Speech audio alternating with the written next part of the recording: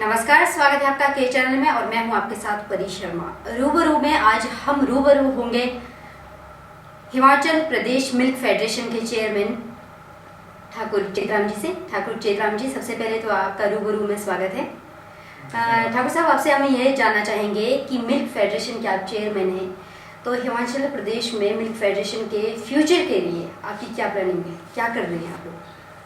ये जो दूध का जो विषय है, ये बहुत बड़ा गंभीर विषय है और बहुत एक जो समाज में जो छोटे से छोटे व्यक्ति है, छोटे से छोटा जो परिवार है, गरीब परिवार है, इससे ताल्लुक रखने वाला विषय है।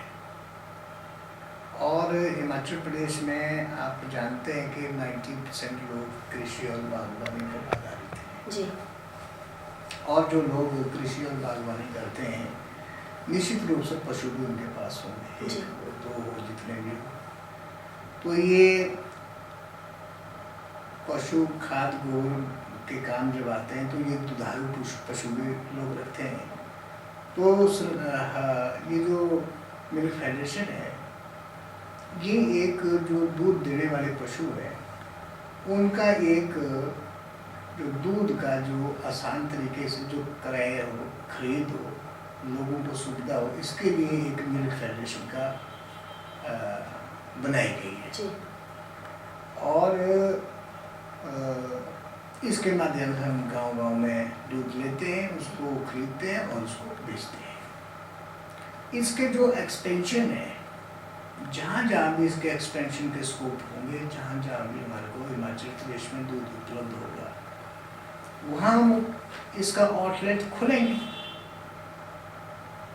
जब मैं दूसरी बार बना हूँ चेयरमैन, पिछली बार जब 2003 में मैं चेयरमैन बना था, तो हिमाचल प्रदेश में 10,000 लीटर की डेली पर एक दिन में 10,000 लीटर खरीद होता था दूध जी।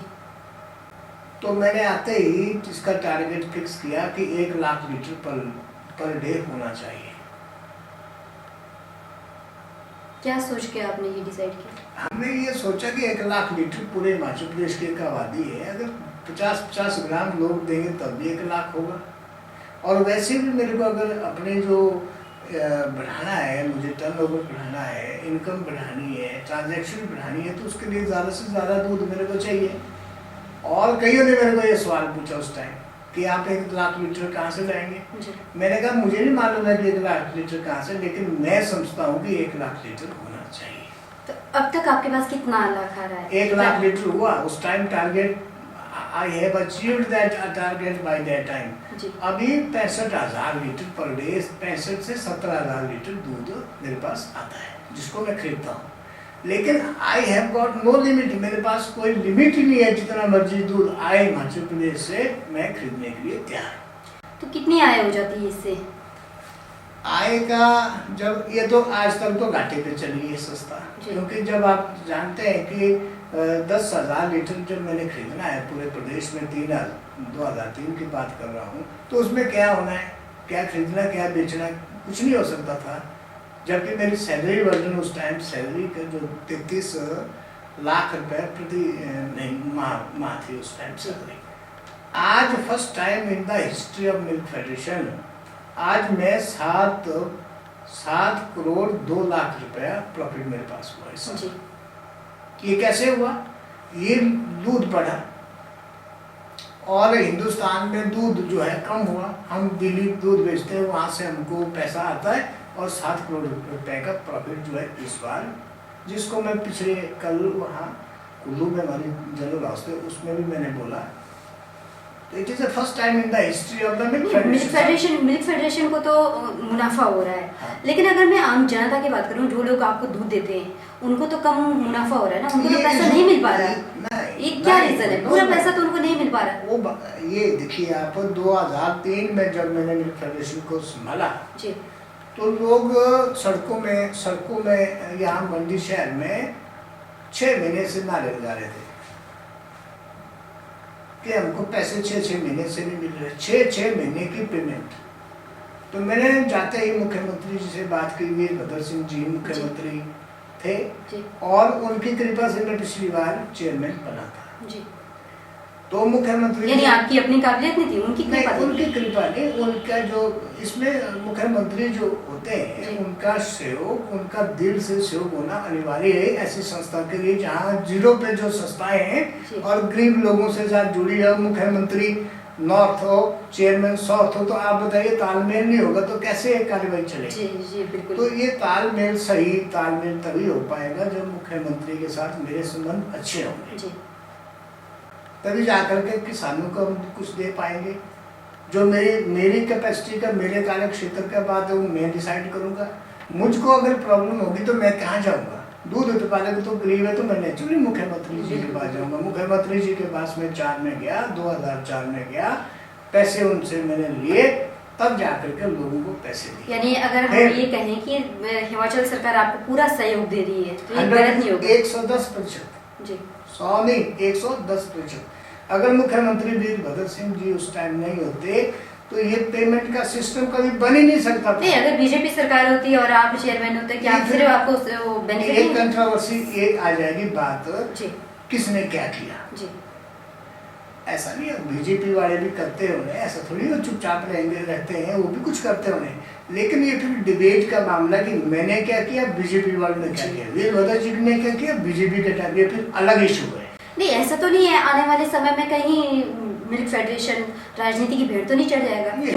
क्योंकि क्या है ना, हिमाचल में मैक्सिमम देखा गया, अभी कांग्रेस है, फिर आने वाले चुनाव में बीजेपी, कांग्रेस बीजेपी, ये फेरबदल चलता ही रहता है। तो ऐसा तो नहीं है कि ये चलता रहता है, इससे हमको कोई लेना देना नहीं है। मैं जब तक चेयरमैन हूँ, मुझे दूध उत्पादकों की समस्या मिल्क फेडरेशन को देखना है। चाहे मैं सुबह, मान लो मैं सुबह नहीं हूँ, लेकिन मुझे रात सुबह जब तक मैं नहीं हूँ उस टाइम तक कलम चलानी है मिल्क फेडरेशन के हक में। जी मेरा ये विचार है और ऐसा ही मैं करता हूँ।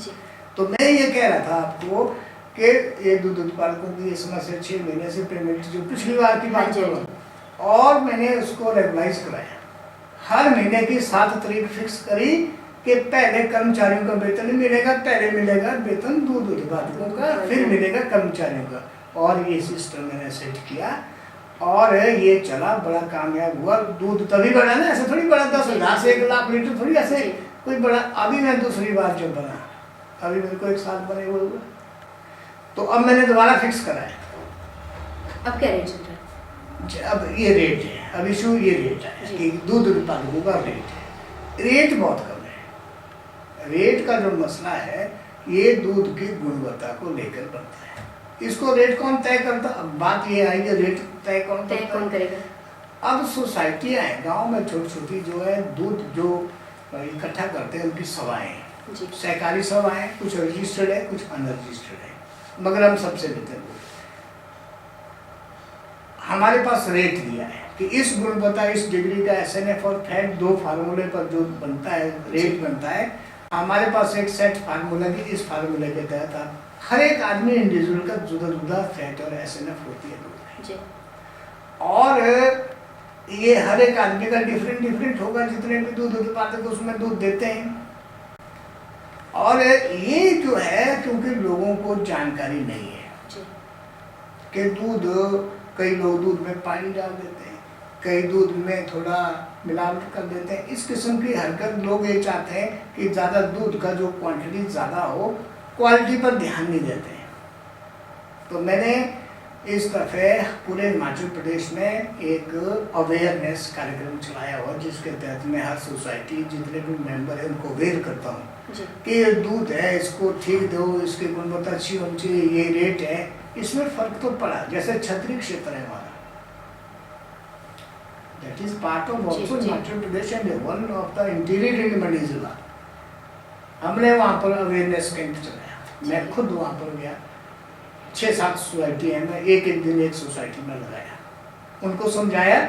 और छतरी का जो दूध है उसका जो रेट है वो आ रहा है उस टाइम 19 रुपये के करीब, 90 रुपये। जबकि मैं बाकी जगह देखता हूँ उसी हाइट की जगह है, वैसे लोग हैं, कई जगह 17 रुपये है।